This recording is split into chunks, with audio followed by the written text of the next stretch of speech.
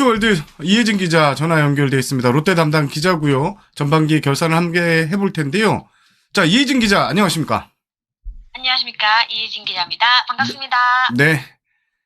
전반기 마지막 3연전에서 롯데가 좀 아쉬운 모습으로 마무리했는데요. 많이 아쉬운 결과인 것 같습니다.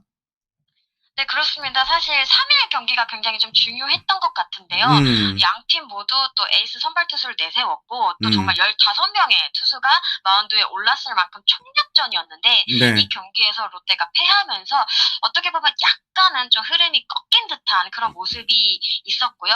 그 여파가 이튿날 4일 경기에서도 좀 나오지 않았나 그런 생각이 들었습니다. 알겠습니다.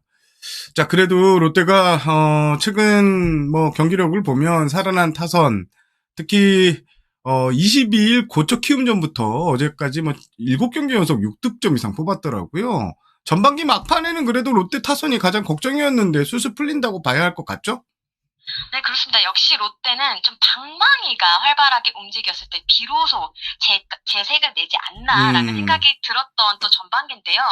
사실 시즌 초반만 하더라도 이 1군 엔트리는 물론 이 선발 라인업도 굉장히 변화가 많았습니다. 어떻게 보면 이제 김태형 감독이 팀을 좀 파악해가는 그런 과정이었다 볼 수 있는데 여러 카드를 시험하다가 어느 순간부터 이제 특정 선수들을 주전으로 못 박으면서 전반적으로 좀 안정감이 생긴 모습입니다.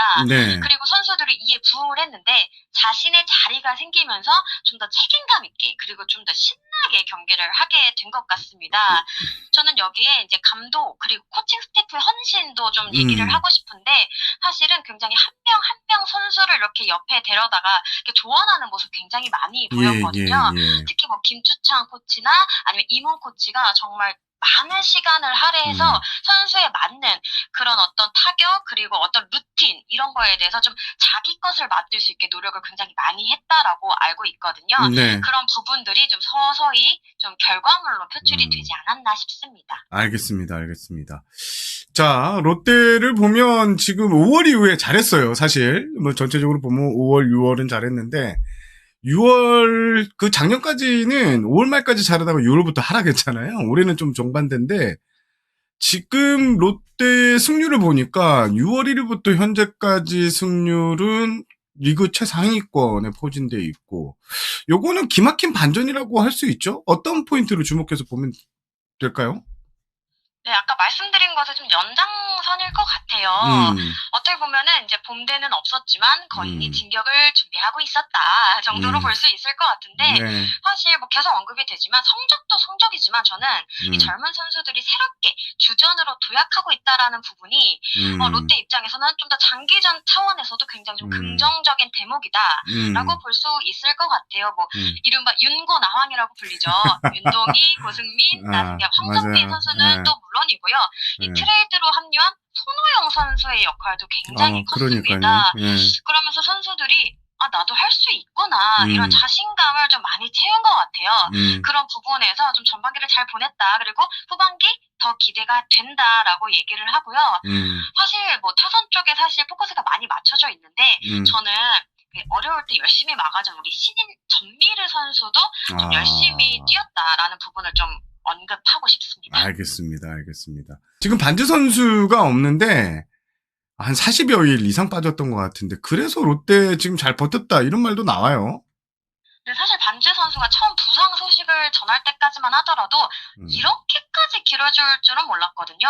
이 좌측 내전근 미세 손상인데 당초 한 2주에서 3주 정도 소요될 것을 봤는데 예상보다 좀 재활 기간이 늘어났습니다.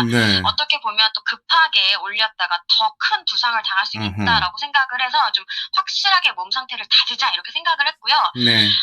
사실 이렇게 좀 확실한 카드가 없었다라는 거는 어떻게 보면 전반기 후반에 그 롯데 전력에서 엄청난 마이너스일 텐데요.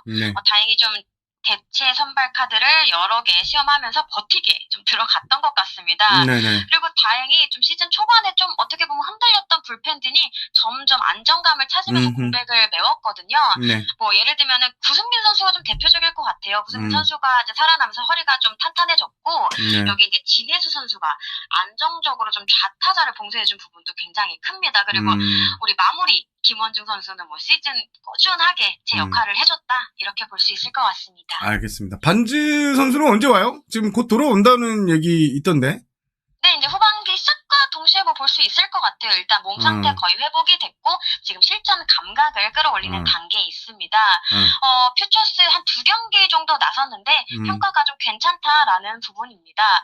또 팬들의 기대가 클 것 같은데 일단은 예. 뭐 다음 주 인천 SSG전 그때 좀 모습을 보일 수 있을 것 같은데 일단 그 김태형 감독은 선수가 좀 부담을 느낄 수도 있으니까 후반기 첫 경기보다는 두 번째나 세 번째 정도에 좀 배치를 하면 어떨까 이렇게 생각을 하고 있습니다. 알겠습니다.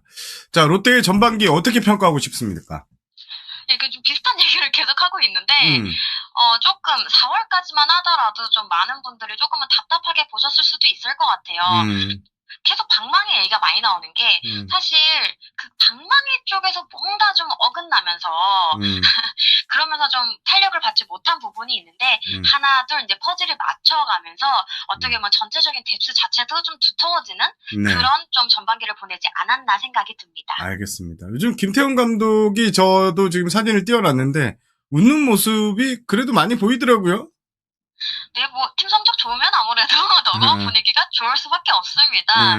그리고 저는 김태형 감독이 이제 선수들을 파악해가는 시간이 필요할 듯 이 선수들도 이 사령탑의 성향을 알아가는 시간이 좀 있었다라고 보는데요. 예. 사실 뭐 김태형 감독 하면은 좀 특유의 카리스마 이걸 먼저 떠올리잖아요. 네. 지적할 땐 또 따끔하게 좀 지적하기도 맞아요. 하지만 예. 또 다른 한편으로는 굉장히 유쾌하십니다. 아시잖아요. 알죠. 네. 네, 선수들도 이제 시간이 지나면서 좀 조금씩 좀 이게 감독과 스킨십하는 법을 좀 알아가고 있는 듯한 그런 모습인데요. 네. 뭐 이를테면 뭐 황성빈 선수 같은 경우에는 뭐 한번 언급이 되기도 했는데 그 깊숙한 이 플레이 그 파울이 아니죠. 이 외야 플라이볼에 좀 네네. 판단 미스로 맞아요. 2루까지 진루하지 네. 못한 적이 있는데 기억납니다. 사실 그때 후속 타자가 이제 장타를 터뜨리면서 득점까지는 성공을 했거든요. 네. 굉장히 해피 엔딩이었는데 이때 더그아웃에 들어오면서 이 김태형 감독에게 자신이 좀 홈에 들어왔다 이렇게 어필을 하는 기억나요. 모습이 잡혀서 네, 웃음을 유발하기도 했습니다. 이런 것들이 좀 그런 모습을 대변하는 좀 긍정적인 모습이 아닐까 생각이 들었습니다. 그렇습니다. 롯데 전반기 MVP 뽑으면 누굴 뽑으시겠어요? 제가 전반기에 가장 이렇게 질문을 많이 받았던 선수 이름이 바로 이 황성빈 선수예요. 네. 뭐 그만큼 뭐 일단 임팩트가 좀 컸다 이렇게 볼 수 있겠는데 맞죠. 일단 황성빈 선수 하면 마르잖아요. 이게 프로 입단 전에도 정말 많은 스카우트들이 이 황성빈 선수의 발에 주목을 했다라고 알고 있어요. 네. 그리고 여기에 이제 대졸 출신입니다. 아무래도 남들보다 조금 더 늦게 입단을 했던 만큼 더 간절한 마음으로 맞아요. 뛰는데요. 이게 정말 느껴져요, 옆에서. 이 매경기 유니폼이 정말 너덜너덜한데요. 벌써 지금 도루를 30개 중반 정도 성공시킨 걸로 알고 있는데 네. 성공률이 뭐 거의 뭐 80% 후반, 90% 육박하는 그런 수치거든요. 정말 네. 어마어마한데 오늘도 이제 김태형 감독이 얘기하기로는 이쯤 되면은 이제 상대 배터리도 사실 굉장히 좀 집중을 하고 있잖아요. 예. 그럼에도 그냥 과감하게 뛰고 성공을 시킨다 이렇게 굉장히 좀 박수를 보냈습니다. 근데 사실 뭐 지금 도루 얘기를 많이 했지만 타석에서도 좀 한 단계 업그레이드된 모습이 보이는데 네. 과거에는 좀 갖다 맞추는데 좀 급급한 모습이 보이기도 했어요. 그러다 예. 보니까 좀 무모하다 싶을 정도의 번트 안타 이런 것도 좀 굉장히 시도를 많이 했는데 네. 올해는 자신의 스윙에 좀 집중을 하는 모습입니다. 이 비결로 이문 코치의 조언이 굉장히 컸다 이렇게 강조를 하기도 했는데 정말 많은 시간 함께 하면서 타격을 조금씩 좀 수정해 나갔다고 해요. 그러면서 이제 좀 타석에 서는 위치를 조정한 부분이 있는데 이 부분이 굉장히 좀 주요했다 이렇게 설명을 했고요. 알겠습니다. 롯데 후반기 기대되는 포인트 어떤 거 좀 꼽아주시겠어요? 일단은 부상자들 한 명씩 돌아옵니다. 안타깝게 유강남, 손호영 선수 등은 조금 더 시간이 걸릴 수 있는데 그래도 우리는 돌아올 자원이 있다라는 것 자체가 좀 저는 희망적인 대목이 아닌가 싶어요. 그리고 여기에 이제 후반기 되면 우리 김태형 감독의 지략이 더 빛을 낼 시간이 되고 있다라고 생각하는데 네. 워낙 명장으로 알려진 분이잖아요. 네. 승부를 낼 때 또 그렇지 않을 때 정말 명확히 알고 있는데 실제로 이제 얘기를 하기도 했어요. 후반기에는 밀어붙여야 된다. 네, 그래서 어떤 지략을 펼칠지 너무너무 궁금하고 또 이제 선발 로테이션도 좀 궁금한 대목이기는 합니다. 어쨌든 네. 반지가 돌아온다고 해도 락윤환 선수의 공백을 메워야 하는데 그렇죠. 일단 이 김태형 감독이 박진 선수를 고려하고 있거든요. 네네. 이런 것도 사실은 한현희 선수나 이민석 선수 등을 뒤쪽으로 보내면서 이 에이스가 나오는 경기 또 예. 리드하고 있는 경기 확실히 잡겠다 이런 구상이 엿보입니다. 알겠습니다. 자, 마지막으로 올해 롯데 가을 야구 올해는 갈 수 있을까요? 사실 조금 어려운 게 사실이거든요. 그냥 네. 수치적으로만 볼 때는. 마이너스 네. 7개잖아요, 지금 현재. 네, 가야 됩니다. 이게 아까 말씀드렸던 것처럼 올 시즌 정말 젊은 선수들이 많이 성장한 시즌이잖아요. 네네네네. 개인적으로 저는 이런 선수들에게 필요한 것 중 하나가 큰 경기 경험이라고 맞습니다. 생각을 합니다. 예. 그래서 우승까지는 아니더라도 이 가을 야구, 이 포스트 시즌을 좀 밟아보고 또 경험해봐야 더 시야도 넓어지고 야구를 바라보는 자세 달라질 수 있다라고 생각을 하거든요. 이런 것들이 이제 롯데의 어떤 큰 그림, 또 장기적인 그림에 굉장히 큰 플러스 요인이 될 거라고 생각해서 악착같이 가야 된다. 그렇게 생각을 하고 있습니다. 알겠습니다. 알겠습니다. 오늘 전화 연결 감사하고 이혜진 기자가 정말 롯데를 이렇게 끔찍히 아끼는 이런 분위기가 감지됐는데요. 앞으로도 롯데 기사 그리고 저희 머니볼도 자주 출연해 주시고요. 오늘 고생 많으셨습니다. 불러주십시오. 알겠습니다. 감사합니다. 알겠습니다. 네, 오늘 감사합니다. 고생했습니다. 예. 네, 감사합니다.